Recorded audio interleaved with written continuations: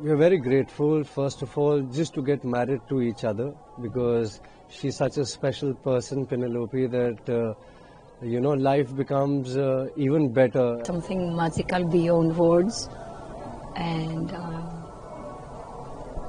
it's only when I see some of the pictures and I realize the divine energy we were experiencing. When you have somebody very beautiful, from the heart, very beautiful, from the mind, very beautiful, from the soul, life becomes very magical. What happened was a ceremony, a marriage in an authentic, more ceremonial, more spiritual way, according to Vedic scriptures.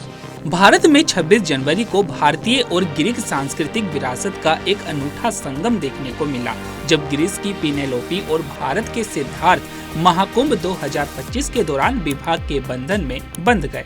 जोड़े ने अपनी शादी को सबसे प्रमाणिक तरीके से करने का फैसला किया, जिसमें जूना अखाड़े के महामंडलेश्वर स्वामी यतीन्द्रानंद गिरी ने दुल्हन की मां और अन्य रिश्तेदारों के साथ मिलकर पिनेलोपी के लिए कन्यादान समारोह आयोजित किया।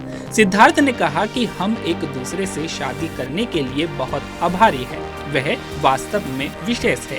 जब हमने इस पर फैसला किया तो हम इसे सबसे प्रमाणिक तरीके से करना चाहते थे, जो सरल और दिव्य होगा। इसके लिए हमने प्रयागराज महाकुंभ में इस विशिष्ट तिथि को चुना। हम जानते हैं कि इस समय यह शायद देश या दुनिया में ही नहीं, बल्कि ब्रह्मांड में सबसे अच्छी जगह है, जहां सभी प्रकार की दिव्यता, तीर्थ, सब कुछ मौजूद है। आप महान आत्माओं से यहाँ मिलते हैं। हम स्वामी यतीन्द्रानंद गिरी से मिले और उनका आशीर्वाद प्राप्त किया। यह दिल और आत्मा के लिए बहुत खुशी की बात है। सिद्धार्थ ने प्राचीन परंपराओं का पालन करने के महत्व पर जोर देते हुए कहा कि सनातन धर्म दुनिया के लिए एक प्राचीन खिड़की है। साथ ही उन्होंने कहा कि लोग भूल रहे हैं कि विवाह एक पवित्र संस्था है, जो यह समझ देती है कि पुरुष और महिला एक दूसरे के पूर्ण हैं और दोनों एक दूसरे के बिना अधूरे हैं। तो वहीं पिनेलोपी ने अपने अनुभव को शब्दों से परे जादुई बताया और एक नई संस्कृति को अपनाने में अपनी खुशी व्यक्त की।